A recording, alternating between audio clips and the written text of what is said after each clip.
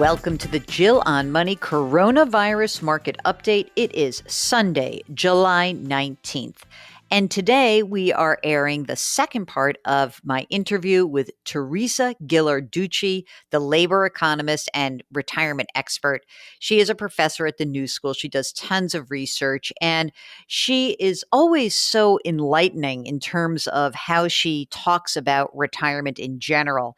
And I think that in this part of the interview, what's incredibly important to underscore is that the pandemic could leave lasting impact on a generation of people who are looking forward to retirement. And maybe we are thinking about retirement in the wrong ways. And that's part of our exploration in this part of the interview. She also then, of course, turns the tables on me and starts interviewing me in the middle of my interview of her. So here is the rest of our interview with Teresa Ghilarducci. How do you think this virus will impact the way we think about retirement? Before we went on the air, you and I were talking a little bit about, how do you conceive retirement?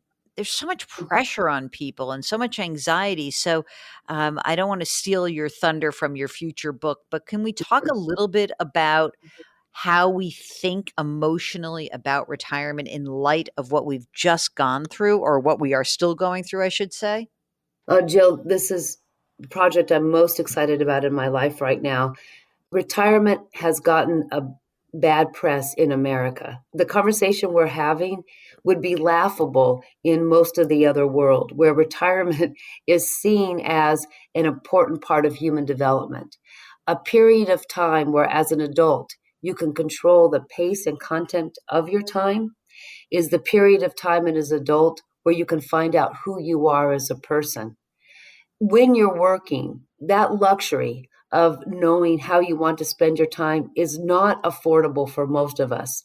We have to pay attention to the needs of our employer or to our clients, or to the needs of the enterprise. And who we are as a human being is subordinated. That's just the life of a person in a market economy. But the fact that the rich, the middle class, and the poor alike have fought for Social Security, for pensions, for Medicare, is evidence of a basic human drive to have the reward at the end of your life to be able to figure out what your personhood is. So I think the virus certainly has brought mortality and morbidity to the forefront of all of our lives and gave us the sense that we should think about how we want to spend the rest of our lives. And people who are being pushed out of work have that question, it's very stressful, put in front of them. So I think it's important for Americans to realize that we have to stop the madness of being distinguished among the rich world as working more hours per day, more days per week, more weeks per year, and more years per lifetime than our colleagues in other rich countries. We have exceeded Japan and Germany as working the most. So if the virus makes Americans take stock of that relationship and demand a healthy retirement time, it would be good progress for human development. So I don't mean to sound so lofty, but I'm getting a lot of my data and evidence for this view from psychologists, gerontologists, philosophers, and anthropologists. I mean, when you publish this book, you must come back. I find it fascinating. Of course, I'm no longer in practice, but as a CFP, when I was giving financial advice for 14 years, people would come in and say, "I want to retire. I want to retire. I want to retire." They retire, and then they're not happy. And certainly on the radio show and on the podcast, we hear from people who are targeting retirement, targeting retirement. No one's ever taught us how to retire before. So thinking about it and emotionally understanding that this is a whole new phase of your life is just fascinating to me. And it's a phase that can last for a long time. Can I ask you a question? Sure. In your life as an interviewer and when you worked counseling people, how did they approach retirement? With glee and confidence, or was fear a big factor? Well, I would say it was both. I mean, there were sort of three generalized emotions that would come through. One was excitement, like, oh my God, this is so amazing. Like, we can, you would maybe deliver a financial plan that says, yes, Teresa, you can retire at age Mhm. 66 and 6 months, just as you have planned. And so that would be like, wow, I've hit a milestone. So there's an excitement about it. There Mhm. were plenty of people who had great fear. What is this going to mean? Oh my God, I'm going to be home with my spouse all this time, or Uh, I don't know what I'm going to do with myself. And this is really anxiety provoking, right? And I think there were certainly also a lot of couples where mm. retirement meant different things. Like we could always be on the same page when we were both working, putting our heads down, getting the family educated, raising our kids, moving, right? The idea that one had a very different view than the other. Oh, fascinating. So you had to reshape your own individual like teenagers do, right? Absolutely. That kind of fear and anxiety sounds like actually an adolescent rite of passage. Yeah. Who am I? What am I to do?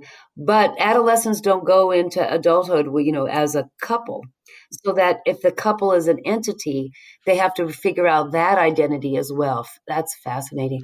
I don't think the psychology profession has caught up with this. Mm, This very important life event. We've got grief, right? We got grief down pat. Lots of literature and an industry around grief, but around transitions on identity, we don't have. And in America, we add financial fear on top of this. Really put older people behind the eight ball. And then there's also the fear of actually financial predation. You're going into a period of life where it's really important for you to handle your finances right when your ability to handle your finances may actually be on the decline. mm. Another question to you. I've Yeah, I seen love being interviewed. This is fabulous. I don't have to, Mark, this is great. I don't have to do a thing. think about this.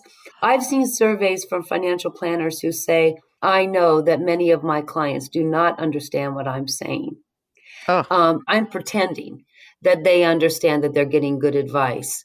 What do you say about that? I think they're lousy advisors if that's the case. Well, they're saying it's because of cognitive decline among their clients. I think that's how can I say this nicely? I think that that can be the case, but I think that's a vast overstatement. Okay. I think that that may be true if you have an 85-year-old couple. I think that is rarely true in my experience if you have a 55 and 65-year-old couple. I Yes. think that there are emotional barriers that people put up. Hmm. And I think that that is something that is Mm. really tough for many advisors to deal with because it does require you to be a little bit more of a shrink. So, in my Yeah. experience, when I have had people who put those barriers up, I would stop the meeting.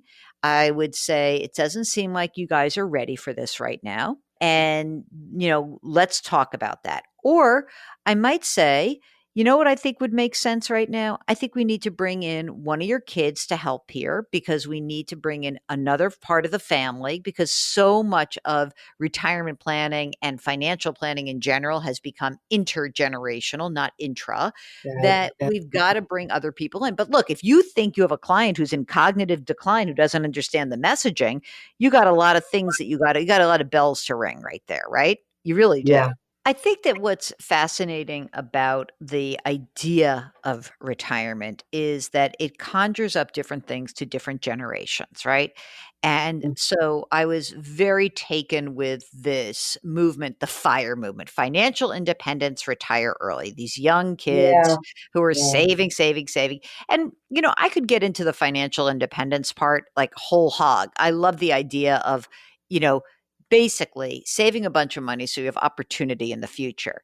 But when they would talk about retire early and it's 30, 40 years old, I don't know, I giggled. I felt like, okay, boomer, because I said Yeah. to myself, well, what are you going to do with yourself? You're going to travel around the world and then what? But I think for a lot of other people, having colleagues, having a mission, having some goals, I think that that is an essential aspect of who many of these people are, which is why they find retirement really difficult.